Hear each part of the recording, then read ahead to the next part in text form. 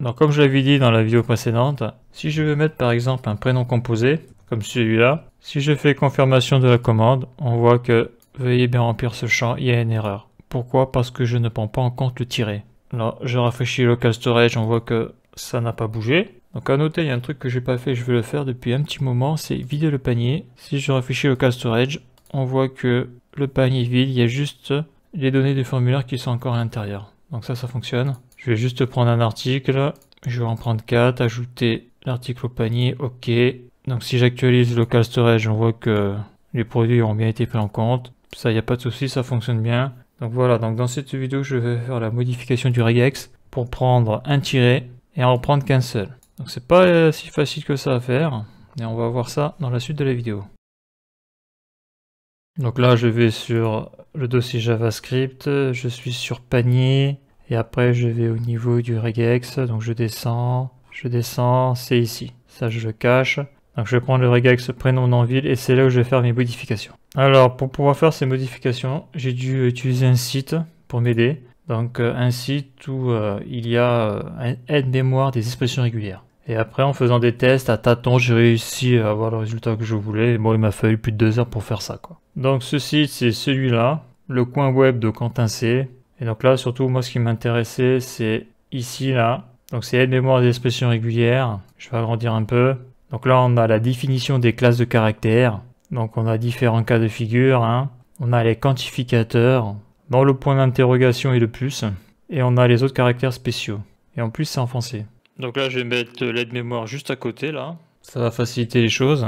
Donc là, j'ai donc, au niveau du regex, je prends actuellement donc que les lettres de A jusqu'à Z, donc en minuscule et en majuscule. Et de 3 jusqu'à 20 caractères. Donc ça, c'est pour mon prénom, mon nom de ville et mon nom complet. Sachant que les prénoms peuvent être composés, les noms aussi et les villes aussi. Donc il faut que je rajoute le tiret. Et donc pour faire ça, j'ai quand même vachement galéré. C'est là où j'ai découvert que on pouvait mettre des parenthèses comme ça, là.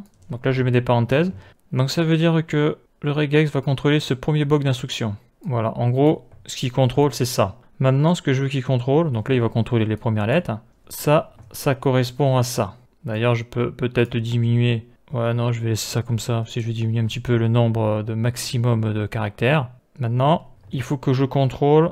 Donc je mets d'abord mes premières lettres et après je rajoute un tiret. Donc il faut que le tiret soit contrôlé, il faut qu'il n'y en ait qu'un et il faut qu'il soit optionnel, c'est-à-dire qu'il faut que je puisse écrire le prénom ou le nom ou la ville sans tiret. Par contre, je ne prends pas en compte l'espace. Il faut qu'il n'y ait pas d'espace. Donc après je vais rajouter le point d'interrogation et je vais rajouter des parenthèses. Et dedans après je vais mettre les instructions dans les parenthèses. Donc le point d'interrogation c'est écrit ici, c'est un quantificateur. Signification de, alors c'est 0 ou une fois. Donc ce qu'il y aura dans ces parenthèses là, il faudra que ça soit présent ou pas. Alors là le problème de l'aide-mémoire c'est qu'il te dit pas comment te servir du point d'interrogation. C'est juste un aide-mémoire mais il faut savoir utiliser. Donc moi j'ai galéré, hein, mais à force de faire des tests j'ai réussi. Donc là je vais ouvrir les crochets et dedans je vais mettre le tiret. Donc là c'est un peu le même principe que pour les lettres, hein. Là il contrôle les lettres de A à Z, A ou B ou C jusqu'à Z tout en majuscule. Bah là il va juste contrôler qu'après donc cette partie-là, il y ait un tiret ou pas. C'est grâce au point d'interrogation car c'est écrit là, soit c'est présent 0 fois ou une fois.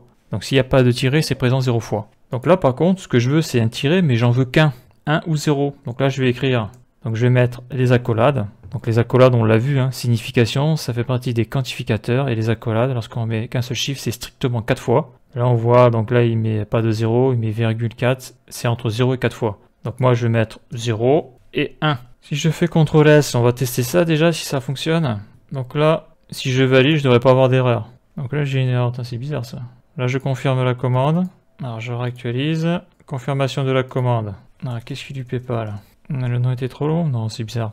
Bon, là, on voit qu'il n'y a pas d'erreur. J'ai raccourci un peu le nom. Là, si je rajoute, d'ailleurs, je vais faire ici, là. Si je rajoute un tiret, je ne devrais pas avoir d'erreur. Super, je n'ai pas d'erreur. Si j'actualise, on voit que dans le local storage, ça a été pris en compte. Si je rajoute 2 tirets, là, je devrais avoir une erreur. Confirmation de la commande, là, j'ai bien une erreur. Si j'actualise, on voit que ça n'a pas été pris en compte. Donc là, je vais revenir sur un tiret. Je confirme la commande, j'actualise, ça a bien été pris en compte. Et si je vire mon tiret, si j'enregistre, ça fonctionne toujours. J'actualise et je constate que ça a bien été pris en compte. Donc maintenant, après ce tiret-là, il faut que je rajoute la suite du prénom. Donc, c'est là où il y a un peu de logique, c'est qu'il va falloir que je rajoute un point d'interrogation. Alors, pas ici, hein. Après les parenthèses, je mets un point d'interrogation. Donc, le point d'interrogation, c'est le quantificateur signification 0 ou une fois. Donc, je réouvre des parenthèses pour mettre les instructions dedans, car sans ça, ça ne marchera pas, parce que c'est comme en mathématiques. Là, entre parenthèses, ça va prendre cette expression-là entière. Et là, je vais y mettre...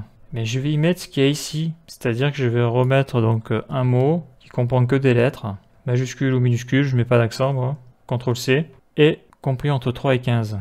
Bon d'ailleurs je vais mettre 20 parce qu'il y a un truc que j'ai pas pigé là, c'est que j'avais une erreur sur l'autre là, ce qui est pas normal là. Donc là je mets ici, CTRL-V, là je mets 20, CTRL-S, donc maintenant on va contrôler cette expression régulière. Donc là est-ce que ça marche toujours? Super, est-ce qu'il y a une erreur? Il n'y a pas d'erreur, génial. Donc là je vais mettre... je vais changer, je vais faire Jean. Confirmation de la commande. J'actualise ici, on voit que ça fonctionne. Je mets un tiret, je confirme la commande. Ça, je le vire, je coche la case. OK, confirmation de la commande. Ici, j'actualise. Le local storage ne l'a pas pris en compte. CTRL S, j'ai bien enregistré. Donc, je recommence, je mets un tiret, il ne le prend pas en compte. Bon, pourquoi il ne le prend pas en compte? Parce que il attend quelque chose à droite là. Donc, ce qui est optionnel, c'est le tiret. J'ai mis 0 à 1. Alors que là, au niveau des lettres, j'ai mis 3 à 20. Donc, je suis obligé de mettre des lettres après le point d'interrogation. Bon, après, je suis pas un spécialiste du regex. Mais si je mets ça, théoriquement, ça devrait marcher. Confirmation de la commande. Ici, j'actualise. On voit que la value a bien été prise en compte sur la key prénom. Et si je supprime le tiret, eh bien, on voit qu'il n'y a pas d'erreur, ça a bien été pris en compte. Là, on voit que c'est clair. Donc, si je mets un tiret encore, je vais voir si ça fonctionne.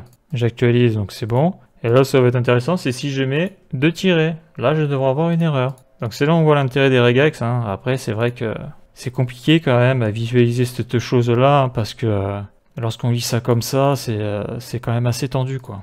Donc là, j'ai zoomé sur le regex, on voit, lorsqu'on lit ça, c'est pas évident à comprendre. C'est pour ça que j'ai utilisé, pour me donner des idées, l'aide-mémoire des expressions régulières. Donc tu as toute la syntaxe, un peu les fonctions de toutes ces choses-là, mais après c'est l'utilisation combinée de tout ça qui fait que la magie opère ou pas. Donc voilà pour cette vidéo et la suite dans le prochain épisode.